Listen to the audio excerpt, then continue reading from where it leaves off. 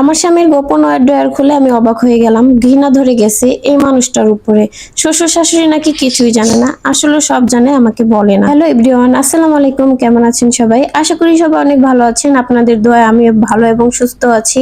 আজকে প্রতিদিনের মতো একটা ভিডিও নিয়ে আসলাম। রান্নার পাশাপাশি একটা গল্প শেয়ার করব। আশা করি সবাই সম্পূর্ণ গল্পটি শুনবেন। আমার বিয়ের পর থেকে আমি একটা জিনিস খেয়াল করছি, আমার হাজবেন্ডের একটি পার্সোনাল ড্রয়ার আছে। ওই ড্রয়ারে কেউ হাত দিতে পারে না, এবং কি আমি যে তার স্ত্রী হয়ে এই বাড়িতে এসেছি, আমিও তার ওই ড্রয়ারটিতে হাত দিতে পারি না। এই বাড়িতে তার স্ত্রী হয়ে এসেছি 5 বছর হয়ে গেল। এই 5 বছরে একটিবারও আমি তার ওই ড্রয়ারটি খুলে দেখতে পারিনি। এই 5 বছরে আমার সন্দেহ কিন্তু সবসময় ছিল। আমি যখন বাবার বাড়িতে যেতাম তখন আমার হাজবেন্ড কোথায় যেন উধাও হয়ে যেত। আবার আমি যখন শ্বশুর বাড়িতে থাকতাম তখনও সে একদিন 2 দিনের জন্য কোথায় যেন উধাও হয়ে চলে যেত। তখন আমার কাছে খুবই খারাপ লাগতো, কোথায় যেত, কার কাছে যেত, এটা কারো কাছে কখনোই সে কৈফিয়ত দিত না। আমার শ্বশুর শাশুড়ি হয়তোবা সবই জানতো, আমার প্রশ্নের উত্তর তারা ঠিকই দিতে পারতো, আমার কাছে সবসময় গোপন রেখেছে। পারিবারিক ভাবেই আমার বিয়ে হয়েছে। আমি আমার বাবা মায়ের একমাত্র মেয়ে। আমার 2টা ভাই আছে, তবে ছোট। সুখে শান্তিতে আমরা বড় হয়েছি, কখনো আমরা অভাব অনটনে পড়িনি, খারাপ কোনো পরিস্থিতিতে কখনো পড়িনি। আল্লাহ কি জানো কি ভাগ্যে আমাকে এই পরিস্থিতিতে রেখেছে এখন। যাই হোক, বাবা মা আমাকে দেখে শুনে বিয়ে দিয়েছে। আমার হাজবেন্ড ভালো একটা জব করে, কিন্তু আমার হাজবেন্ডের চরিত্র ভালো কিনা আমার পরিবার এটা দেখার প্রয়োজন একদমই মনে করেনি। ভালো চাকরি করে, ভালো স্যালারি পায়, হয়তোবা ওদের কাছে এটাই অনেক ভালো একটা অধ্যায় ছিল। আমার বিয়ের রাত থেকেই কেন জানি আমার হাজবেন্ডের উপরে একটা সন্দেহ কাজ করে। সবসময় সে আমাকে অনেকগুলো বাজে কথা বলেছে এবং অনেক কটু কথা বলেছে, আমি সবগুলোই সহজম করে নিয়েছি। আমি এসব নিয়ে একবার দুইবার আমার মায়ের কাছেও শেয়ার করেছি। আমার মা বলেছে সব পুরুষরা নাকি একরকম হয় না।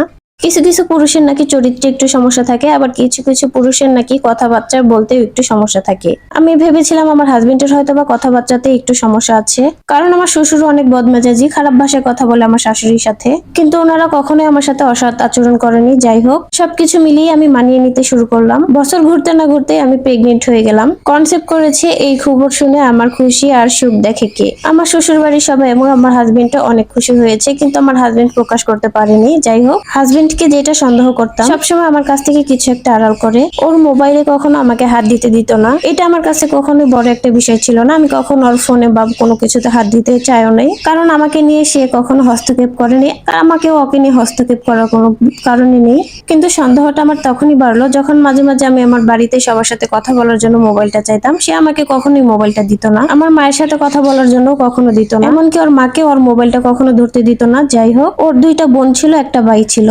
ওর 2টা বোনেরও বিয়ে হয়ে গিয়েছে। আমার ননদ ননাসরাও কখনো কটু কথা বলতে ছাড়তো না, আমার কাজে সবসময় দোষ ধরতো। আমি কখনো এইসব ব্যাপারে বড় করে দেখতাম না, কারণ ননদ ননাসরা মনে হয় সবসময় এরকমই হয়, আর ভুল করলে দোষ ধরবে। আমি এটা কখনো বাজেভাবে দেখিনি। আমার কাছে সবচেয়ে বড় সমস্যা হয়ে দাঁড়িয়েছে আমার হাজবেন্ড নিজেই। ও সবসময় আমার থেকে কি গোপন করে আর কোথায় চলে যায় মাঝে মাঝে, এটাই আমাকে খুঁজে বের করতে হবে। আমার শ্বশুর শাশুড়িকে বলেছিলাম আপনার ছেলে কোথায় চলে যায় আমাকে না বলে বলে, নিশ্চয়ই আপনারা জানেন, কিন্তু শ্বশুর শাশুড়ি বলেছে না, আমরা কিছুই জানি না, ও তো আগে এরকম কখনো করেনি, তোমাকে বিয়ে করার পর থেকে এরকম করতেছে, নিশ্চয়ই তোমার ব্যর্থতা আছে, তুমি তোমার স্বামীকে ধরে রাখতে পারো না। তখন কথাগুলো শুনে আমার খুব গায়ে লেগেছে। তখন আমার দেবর আমাকে বলেছে আমার বিয়ের আগেও নাকি কোথায় কোথায় এরকম নিরুদ্দেশ হয়ে যেত। একদিন খাবার টেবিলে বলেছিল, ভাবি আমার ভাইকে দেখে রাখেন, ও কিন্তু মাঝে মাঝে কোথায় যেন চলে যায়। আম্মা আব্বার বয়স হয়েছে তো, এর জন্য ওকে কন্ট্রোল করতে পারেনি। এই জিনিসটা আমাকে একদম বেশি ভাবিয়ে তুলেছে, যে নিশ্চয়ই এর পেছনে কোনো একটা অতীত লুকিয়ে আছে, যেটা আমি জানি না। যাই হোক, শুনতে শুনতে একটা সময় জানতে পারলাম সে নাকি একটা মেয়েকে ভালোবাসতো। সে মেয়ের সাথে নাকি তার সংসার জীবনের একদমই সবকিছুই তৈরি হয়েছে। সে মেয়ের সাথে নাকি বহু বছর একই বাসায় থেকেছে।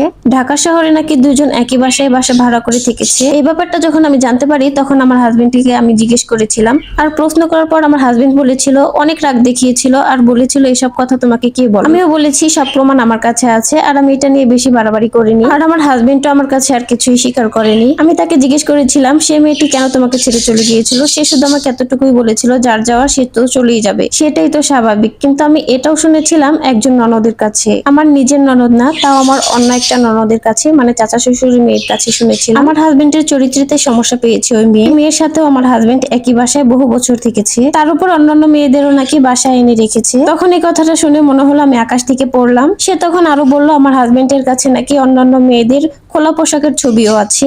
ওই মেয়েটা নাকি আমার হাজবেন্ডকে দেখে ভয় পেয়েছে, এর জন্য ওই মেয়েটা আমার হাজবেন্ডের সাথে সম্পর্ক ভেঙেছে এবং তখন ওই মেয়েটা অন্য কোথাও যেয়ে অন্য একটা ছেলের সাথে সংসার পেতেছে। ওই মেয়েটা নাকি এখন সুখের সংসার হয়েছে, 2টা বাচ্চাও আছে। যাই হোক, এই কথাগুলো আমি যখন শুনেছি তখন অলরেডি আমি কনসিভ করেছি। ওই সময়টা আমার শরীরটাও একদমই ভালো ছিল না। আমার প্রতি যাওয়ার একটা টেক কেয়ার নেওয়ার কথা ছিল, ওই টেক কেয়ারটাও উনি ছিল না। এমন যেন অবহেলার দৃষ্টিতে আমাকে সবসময় দেখতো, আর এটাও বলতো সবসময় তুমি অসুস্থ থাকতো, আর অসুস্থ অসুস্থ বলো না তো। আর এটাও বলতাম, তোমার কি আমার জন্য একটু মায়া হয় না? আমি তো তোমারই বাচ্চার মা হবো, তাই না? আর এই সময়টা তো প্রত্যেকটা মেয়েরই সময়টা খারাপ যায়। যাই হোক, এমন করতে করতে আমার বাচ্চাটাও পৃথিবীতে আসলো। তার অবহেলা আরো দ্বিগুণ বেড়ে গেল। বিভিন্ন ভাবে সে ব্যস্ত থাকে, ফোন করলেই সবসময় তাকে আমি ব্যস্ত পাই, কিন্তু ঘরে আসলে সে অনেক ভালো মানুষ হয়ে যায়। ঘরে আসলে একদমই মোবাইল ঘাটাঘাটি করে না। সবকিছু মিলিয়ে ওর প্রতি আমার সন্দেহ বাড়ে আর কমে। এমন করতে করতে আমার বাচ্চাটাও বড় হতে লাগলো। বেশিরভাগ সময় আমি বাবার বাড়িতেই থাকতাম, কারণ সবকিছু সামলিয়ে, সংসার সামলিয়ে আমার বাচ্চাটাকে বড় করতে আমার একদমই কষ্ট হয়ে যাচ্ছে। যাই হোক গাইস, গল্পটা আজকে এই পর্যন্তই ছিল, পুরোটা শেষ করতে পারলাম না। যদি ভিডিওটি ভালো লেগে থাকে অবশ্যই একটা লাইক আর একটা কমেন্ট আর একটা শেয়ার করে যাবেন। আর পরবর্তী ভিডিও দেখার জন্য সবাইকে আমন্ত্রণ রইলো। আর ভিডিওটি কেমন লাগলো অবশ্যই কমেন্ট করে জানাবেন। ধন্যবাদ সবাইকে, ভালো থাকবেন, সুস্থ থাকবেন, আল্লাহ হাফেজ।